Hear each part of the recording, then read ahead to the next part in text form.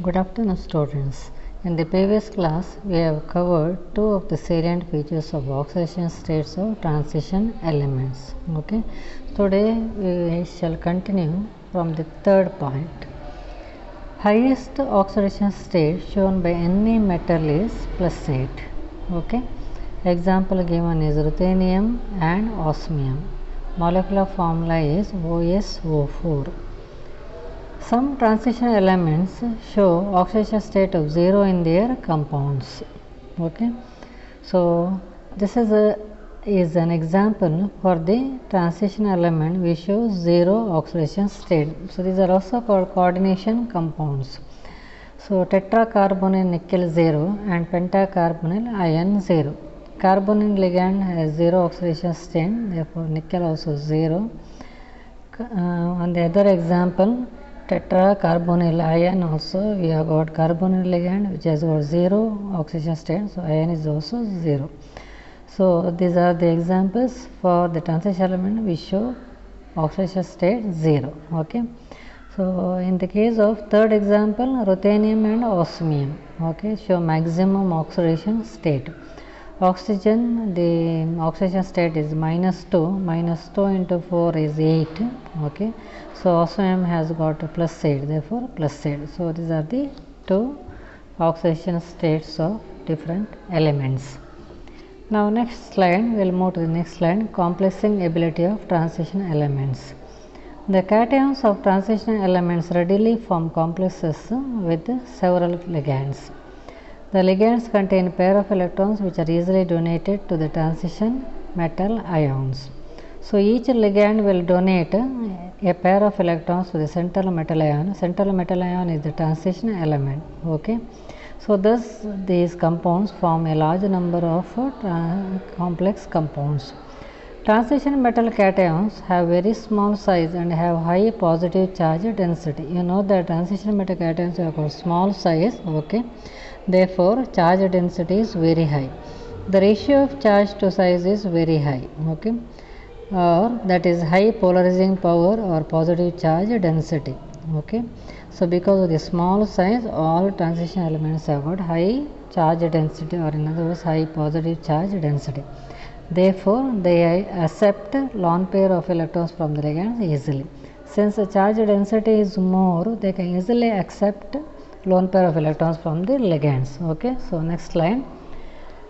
They have low lying vacant d orbitals of suitable energy which can overlap with the orbitals of ligands to accept lone pair of electrons to form complex compounds or coordination compounds. Why these transition elements form coordination compounds? Because all the transition elements have got partially filled d orbitals. Okay. Partially filled d orbitals or vacant d orbitals. These will overlap with the orbitals of the ligands. Okay. So, ligands, or in other words they have got a pair of electrons. So, these ligands donate a pair of electrons to the central metal ion, and these electrons are accepted by the vacant d orbitals and thus form coordinate bonds. Therefore, transition metals form large number of coordinate bonds. Okay. The number of ligands which are attached to the metal ion by coordinate bonds to form a complex ion is called coordination number. What is coordination number? So, in simple words, coordination number is nothing but total number of coordinate bonds formed by the ligands around the central metal ion. Okay. So, these complexes are also called coordination compounds. Next slide. The complex ions in general have linear, square plane, tetrahedral or octahedral structure depending upon the nature of hybridization. So, based on nature of hybridization, you have got different shapes, okay, for the complex compounds. For example, sp means linear. The molecule will be having a linear shape. If it is sp3 hybridization, it has got tetrahedral shape. Okay, due to sp3 hybridization, octahedral structure. So, based on hybridization, the metals have got the central metal have got different structures. In a coordination compound, there is a relation between oxidation number of the metal ion and its coordination number. So, there is a relation between oxidation number and the central metal ion and the coordination number. Metal ion with higher charge tend to have a higher coordination number. So, high charge metal will form high coordination number. Okay. Example is given here. Cobalt 2 is usually found with coordination number 4 and 6, whereas cobalt 3 is always found with coordination number 6. Okay. So, cobalt 2 found in coordination number 4 and 6, that means cobalt 2 is having lower oxidation number, whereas cobalt 3 is having highest oxidation state, therefore it will form always coordination number 6 compounds. Alright. So, next slide. The transition metals, okay, all transition metal cations however do not possess the same capacity for complex formation. There are wide variation between different series, but within a series certain trends about increased stability of complexes are found. First one, in each transition series the stability of the complex increases with increasing atomic number of the elements and decreasing size of the atom. You know that in a periodic table the atomic size goes on decreasing, right? Atomic size goes on decreasing, atomic radii goes on decreasing, or ionic radii goes on decreasing as you move from left to right, correct? So, stability of the complexes increases as the size decreases, stability of the complex increases with increasing atomic number. Okay. So, next line, second point, when a transition metal atom exhibits more than one oxidation state, the complex with higher oxidation state has higher stability or greater stability. Okay. Example, chromium hexammine chromium 3 plus ion. How it is formed? Chromium 3 plus ion combines with 6 amine ligands. Okay. Hexammine chromium 3 plus ion is formed. What is the formula for that? CrNa3 6 times 3 plus. Okay. The orbital diagram is given, chromium 3 plus ion. Okay. Chromium 3 plus ion is having 3d3. Okay. It is not 3d5, it is 3d3. Okay. Chromium 3 plus, whereas chromium in the ground state is it has got 3d5.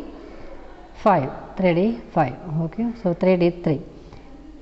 So, it has got 2d orbitals, 3d orbitals are vacant. Okay. And 4s is vacant, and then 4p orbitals are vacant. So, the outer electronic configuration chromium in the ground state is argon 3d5 4s1. Okay. And in that of chromium 3 plus is 3d3 4s0. It is not 3d5. Okay. It is 3d3 4s0.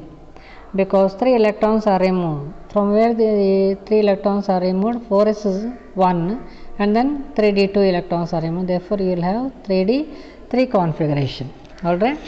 The 6 empty orbital of Cr3 plus exhibits d2sp3 hybridization. Therefore, it undergoes d2sp3 hybridization. Okay. The 6 hybridized orbitals have same energy to accept 6 pairs of electrons from 6 molecules of ammonia or amine ligand to form hexammine chromium 3 complex. Okay. So, 6 amine ligands donate 6 pairs of electrons. Okay. Each amine ligand donates 1 pair. So, 6 amine ligands, 6 pairs of electrons. And how many valence, that means hybridized electron orbitals are present, vacant hybridized orbitals are present at the chromium ion, 6 are present because it undergoes d2sp3 hybridization. Okay. So, 6 amine ligand donate 6 pairs of electrons, these will accommodate in the 6 d2sp3 hybridized orbitals forming 6 coordinate bonds. Alright. Now, other examples are given. Iron in hemoglobin, iron is present in hemoglobin, cobalt is present in vitamin B12 and magnesium is present in chlorophyll are the examples of or the complexes of biological importance. Okay. So, these are the complexes of biological importance. Next slide, magnetic property of transition metals. Transition metals and their compounds show magnetic property. You know that all the transition metals show magnetic property. And this magnetic property is measured in terms of magnetic moment. Okay. And what is the unit of magnetic moment? Bohr magneton or Bm. Magnetic field is due to spin and orbital motion of electrons or charged particles. Okay. How is the magnetic field is formed? It is due to spin motion and orbital motion. Okay. The total magnetic moment of a substance is the resultant of magnetic moments of all the individual electrons. So, how do you calculate total magnetic moment? It is the resultant of the magnetic moments of all the individual electrons. Magnetic property of transition metals. Which are the magnetic properties of transition metal? The 3 properties, okay, paramagnetic substances, diamagnetic and then ferromagnetic substances. So, first we shall see paramagnetic substances. A paramagnetic substance is one which is attracted by the magnetic field. A paramagnetic substance contains one or more unpaired electrons in atoms, ions, or complex ions or molecules. Most of the transition elements are paramagnetic as they possess one or more unpaired electrons. Why the complex compounds are paramagnetic in nature? Because most of the transition metal complexes having unpaired electrons in the central metal ion, therefore they are paramagnetic in nature. Next, second point, diamagnetic substances. These are repelled by the magnetic field. Diamagnetic substances are repelled by the magnetic field. Even in diamagnetic substances, all the electrons are completely paired. So, diamagnetic compounds have got all the electrons completely paired. The effects of individual electrons are mutually compensated. Third property, ferromagnetic substances. These are strongly attracted by a magnetic field.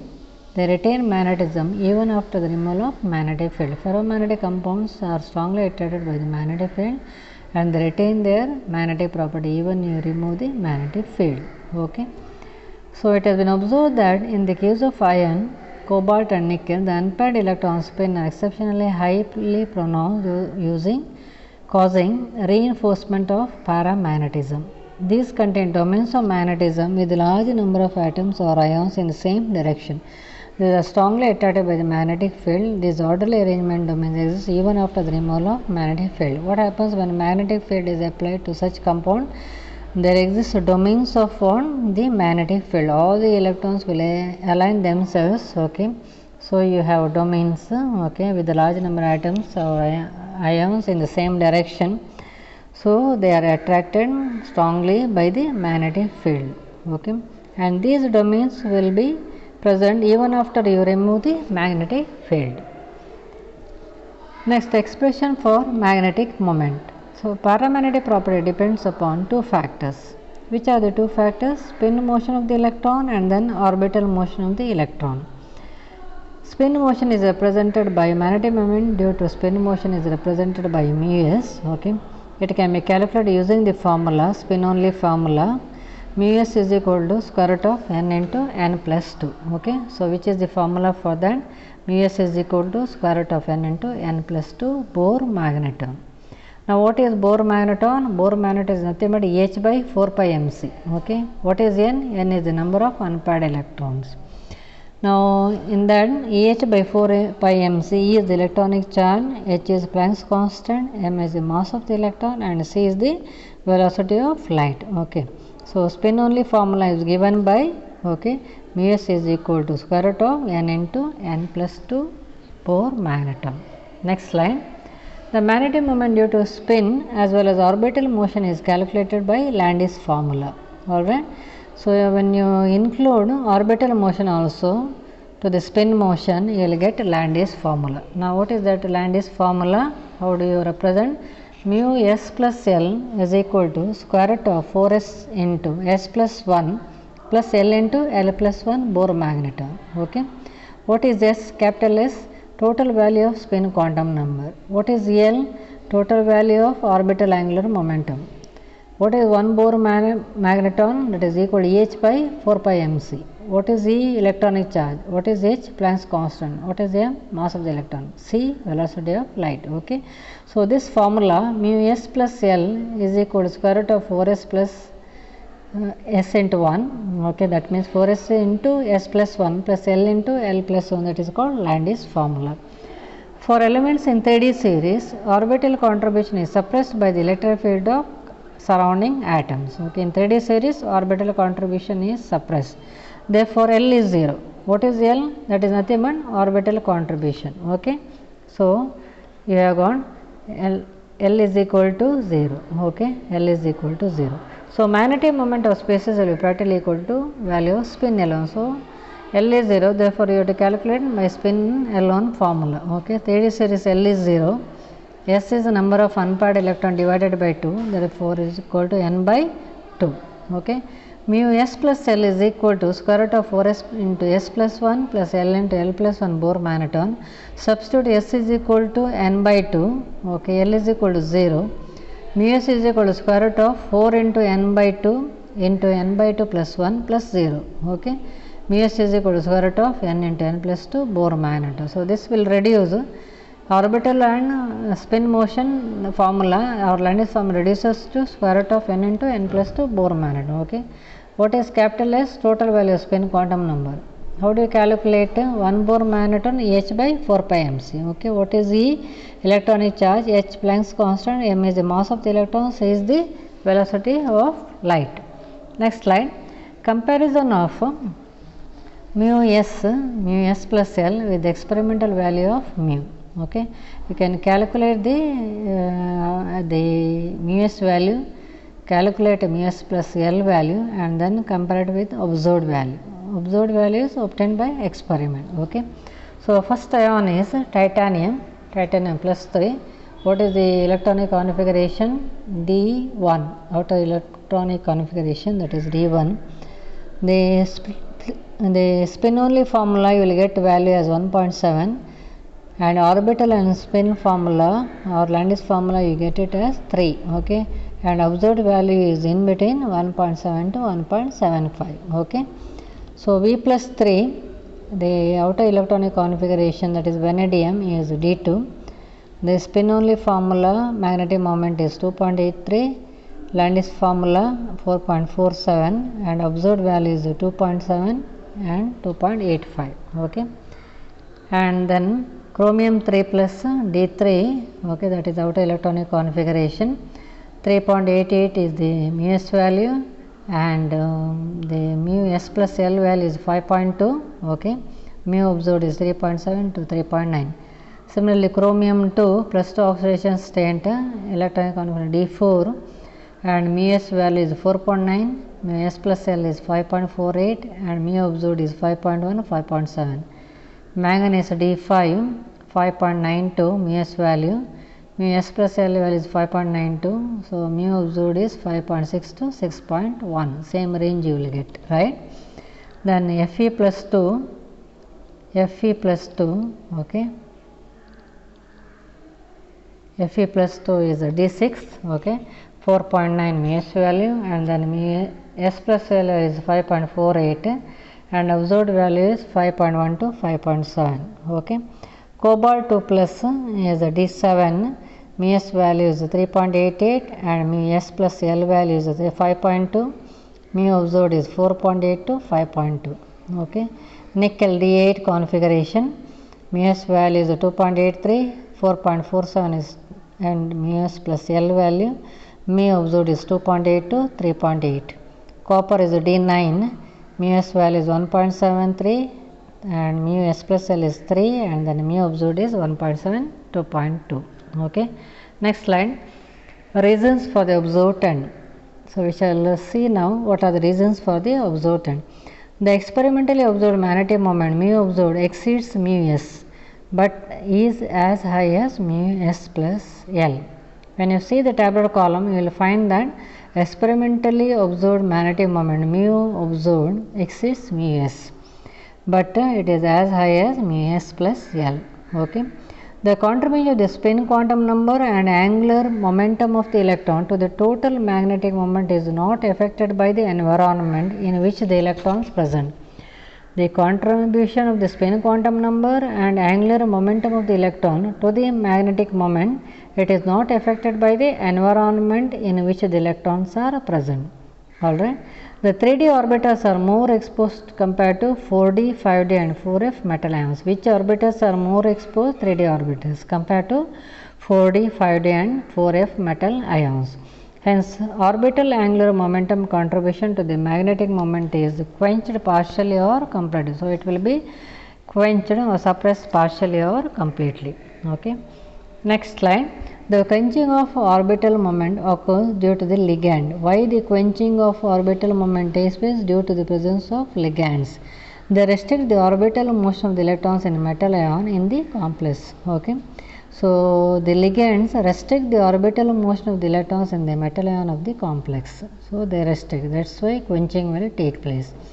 In addition to orbital contribution, there may be spin orbital coupling which makes negative and positive contribution to magnetic moment depending on the particular configuration of the metal ion. In addition to orbital contribution, there may be spin orbital. Okay, you know that both contribute, orbital contribution as well as spin orbital. So that makes the negative and positive contribution to magnetic moment depend upon the particular configuration of the metal ion. The negative contribution account for the lower than spin only values of the negative contribution account for the lower value for spin only values, that means lower magnetic moment for spin only values. Positive contribution increases the spin only values. So negative contribution lower the spin only values, positive contribution increases the spin only values. Okay, so I will stop at this stage. Any doubts or any clarification, please contact me. Okay, and try to clarify the doubts. So thank you.